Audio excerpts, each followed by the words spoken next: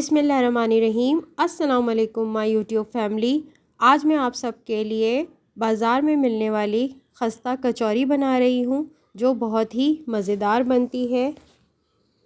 सबसे पहले हम कचौरियों के लिए डो तैयार कर लेते हैं और उसके लिए मैंने यहाँ पर 4 कप मैदा लिया है और इसके अंदर मैं ये 1 टीस्पून नमक डाल रही हूँ और इसे हम मैदे में अच्छे से मिक्स कर लेंगे।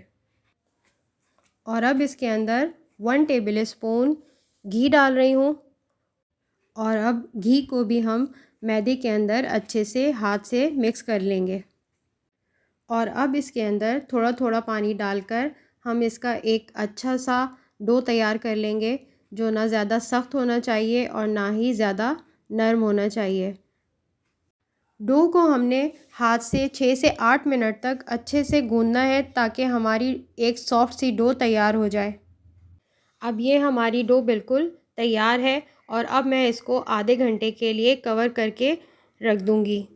अब यहाँ पर हम एक पेस्ट तैयार करेंगे। उसके लिए मैंने यहाँ पर 3 टेबल स्पून कॉर्नफ्लोर लिया है। इसके अंदर मैं ये 1 टीस्पून बेकिंग पाउडर है, इसे डाल रही हूँ और 2 टेबल स्पून इसमें हम घी डाल रहे हैं। और अब इसे हम इसके अंदर अच्छे से मिक्स करके एक पेस्ट बना लेंगे। ये पेस्ट हमारा बिल्कुल रेडी हो गया है।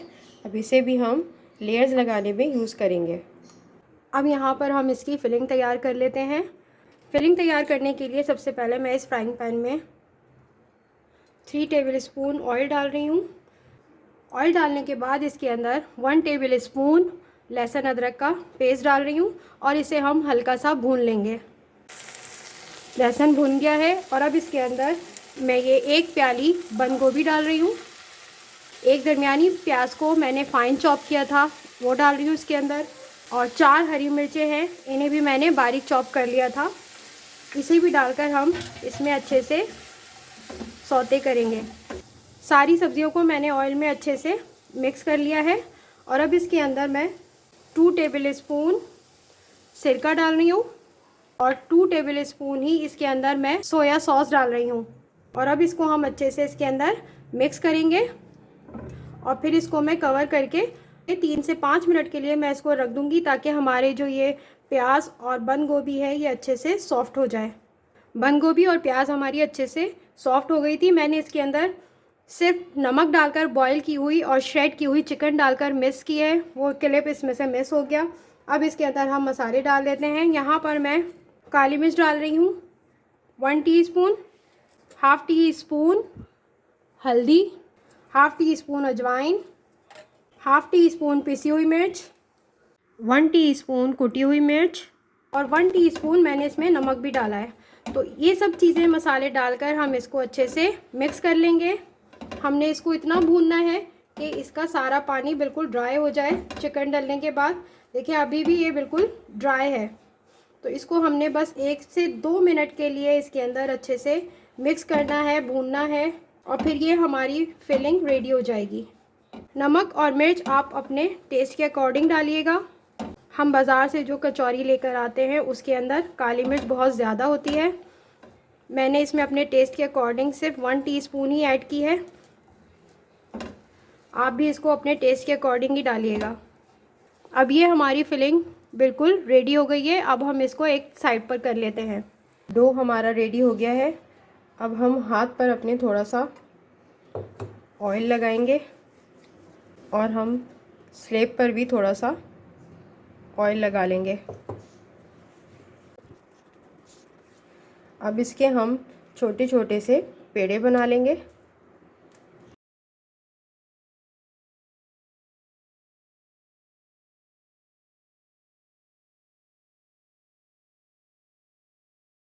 अब ये जो पेड़े मैंने बनाए हैं इसको मैं 10 मिनट के लिए कवर करके रख रही हूँ। आप इसको चाहें तो किसी सीलिंग रैप से कवर कर दें या फिर आप इसको किसी कपड़े से भी कवर कर सकते हैं। पेड़ों को रेस्ट दिए हुए 10 मिनट हो गए हैं। अब मैं यहाँ पर अपने स्लेब पर मैं थोड़ा सा ऑयल लगा रही हूँ और फिर यहाँ से एक पेड़ा लेकर उंगलियों की मदद से हमने इसको फैलाना है। ज़्यादा पतला हमने नहीं करना। अब इसके ऊपर जो पेस्ट मैंने बनाया था उसको हमने हाथ से अच्छी तरह सब तरफ लगा लेना है। चमचे से इसलिए नहीं लगाना क्योंकि हो सकता है चमचे से हमारा ये जो डो है ये कहीं से फट जाए। और अब इसको हमने लेयर्स देना है। यहाँ से उठाकर हमने इसको ऐसे हाफ़ फोल्ड करना है, फिर यहाँ से उठाकर भी हमने इसको इसके ऊपर ओवरलैप कर देना है। और फिर ये जो लंबी साइड हो गई है इसको भी हमने इस तरह से हाफ़ हाफ़ करके एक दूसरे के ऊपर इस तरह से फोल्ड कर देना है।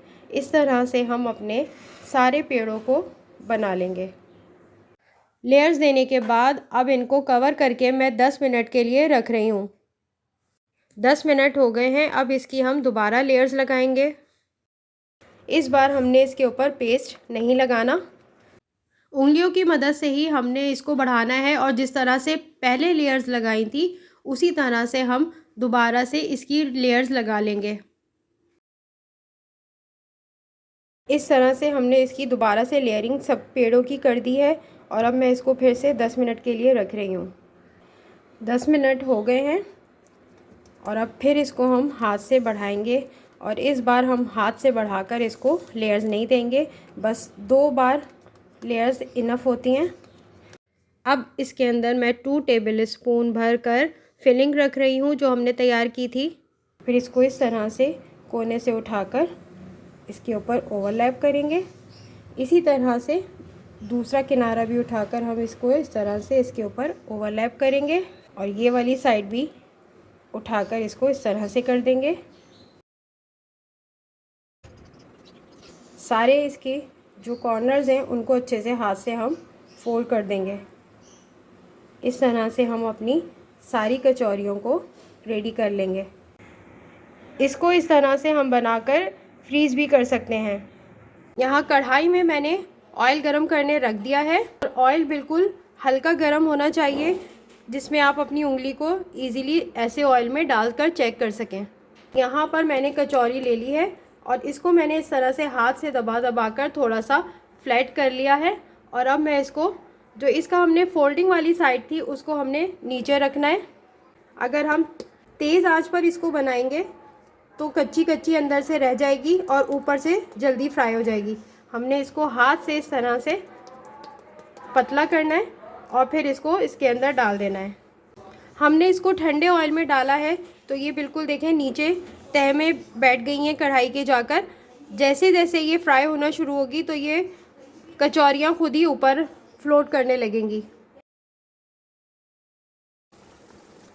इसकी एक साइड पर एक अच्छा सा गोल्डन कलर आ गया है। अब मैं इसकी साइड को चेंज कर रही हूँ और अब दूसरी साइड से भी हम इसको अच्छा सा कलर आने तक पका लेंगे। कचौरियों पर दूसरी साइड पर भी एक अच्छा सा गोल्डन कलर आ गया है। अब मैं इसको प्लेट में निकाल रही हूँ। इस तरह से हम अपनी सारी कचौरियों को फ्राई कर लेंगे। हमारी मज़ेदार खस्ता कचौरी की फ़ाइनल लुक आपके सामने है। आपको मेरी रेसिपी पसंद आए तो इसे लाइक ज़रूर करिएगा और मेरे चैनल को सब्सक्राइब ज़रूर करिएगा। शुक्रिया।